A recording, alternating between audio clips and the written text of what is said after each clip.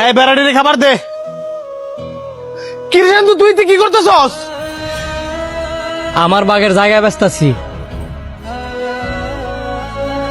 জায়গা বেচতেছস? কি কারণে? কি লেগে জায়গা ব্যস্ত আছি তোমার কি নতুন করে কওয়া লাগবো? তোমার আমি কবেতে কইছি যে আমার প্রত্যেকটা বন্ধুর বাইক আছে, আমার একটা বাইক কিনা দাও। দিছ?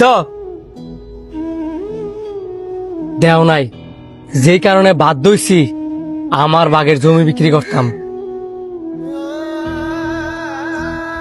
আমি তো তোর ভালোর জন্যই বাইক কিনে দিই না। দেখ ভাই, তুই বুঝার চেষ্টা কর, তুই জমিটা বিক্রি করিস না। আপনার ভাইয়ের বাগের জমি আপনার ভাই বিক্রি করতেছে, আপনি বাধা দিতেছেন কেন? আর আপনাদের তো জমির অভাব নাই, এক ডিসিম বেচলে তেমন কোনো ক্ষতি হবে না। আপনি আজারা কথা কেন না, দুই ভাইয়ের মাঝখানে ঢুকিয়া ফেসলা গেন না, হেবি যান।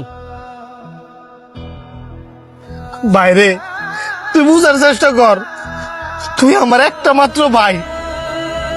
বাপের জমি বেচা বাইকটা কিনিস না, আমি তোর বালা চাই। তুই আমার বালা চাস না, তুই হইছিস একটা নিমসা শয়তান।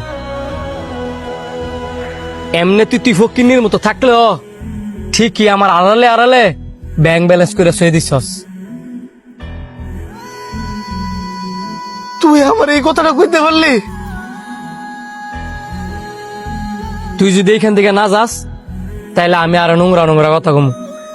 ঠিক আছে, তোর জমি বেচার দরকার নাই, তুই আমার 2টা দিন সময় দে, আমি গোয়ালেতে 2টা হাড় করে বেচা তোর বাইক কিনে টিয়া দিতেছি। এটা আগে কইলই তো আমি নেওয়া লাগে না। 2 দিন টাইম নিছেন, 2 দিনের ভিতরে যাতে টিয়া আমি হাতে পাই, আর নয়তো আমি জমি বিক্রি করে দিব।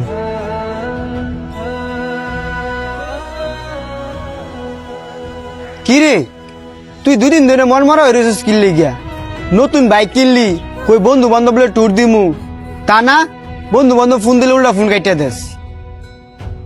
তুই থাক, আমি বাড়িতে গেলাম, কোনো কিছু ভালো লাগতেছে না।